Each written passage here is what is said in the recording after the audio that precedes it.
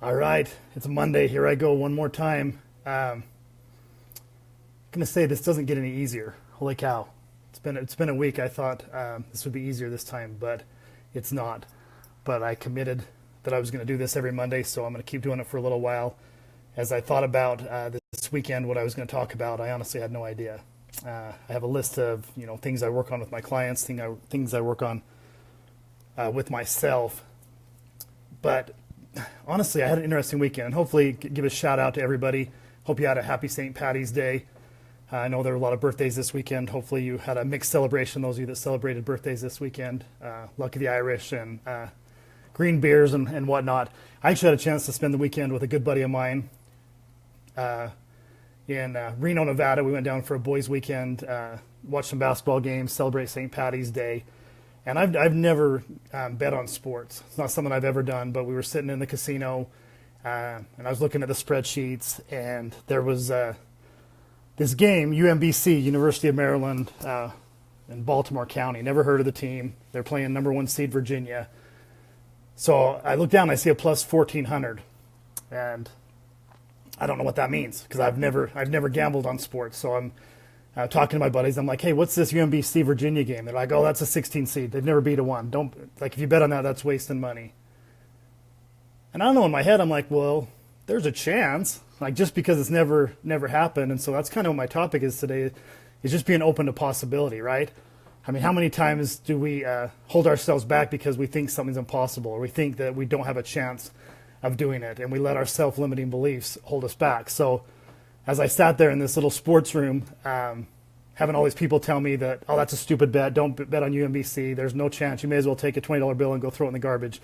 You're wasting your money. So the more they told me that, the more I wanted to bet on them. I'm like, are you kidding me? There's a chance. I remember being a little kid watching sports with my grandpa, and he told me any team can beat any team on any given Saturday or Sunday. So I'm like, you know what? I'm going to go bet on this. So I went up to the bookie at the counter there, and I said, yeah, I want to do a money line on UMBC. I have no idea what I'm doing. I've never gambled or bet on sports before.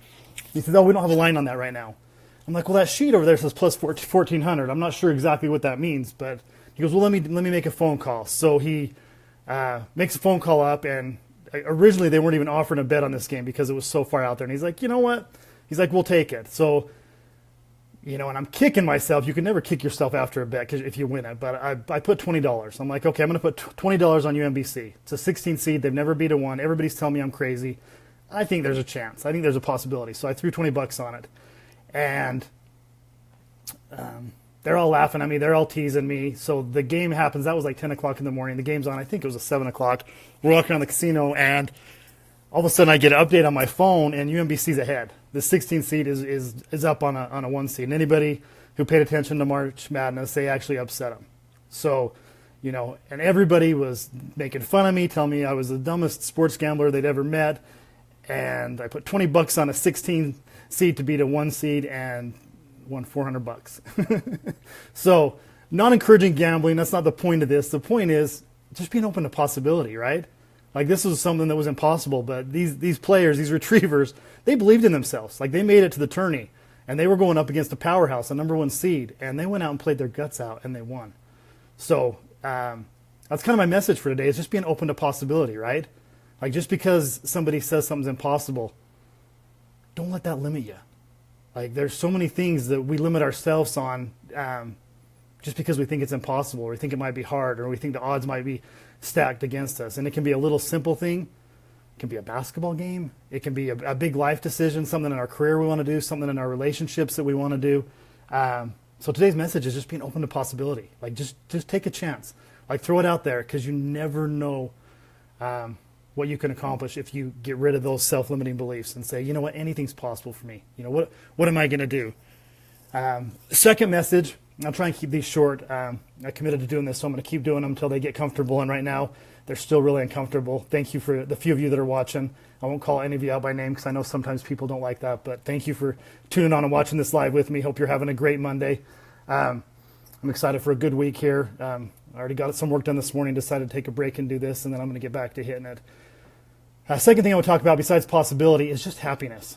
As I was thinking about this weekend, what I wanted to talk about today, I just was trying to let some thoughts free flow for me, and one of them that just kept up was just being happy. And for me, for years, happiness was like a destination. Like I was working hard in my career. I was working hard building a family. I was working hard in my relationships. But I was always reaching for happiness. Like I never felt like it was attainable. Like I could never do enough. I always wanted more. And I was always working and striving to be harder. And honestly, the harder I tried, the less happy I became. You know. So the second message for today, besides being open to possibility, is just being happy. Because I've found the older I get and the more life experience I get, that the moment I decide to be happy now is the moment things change.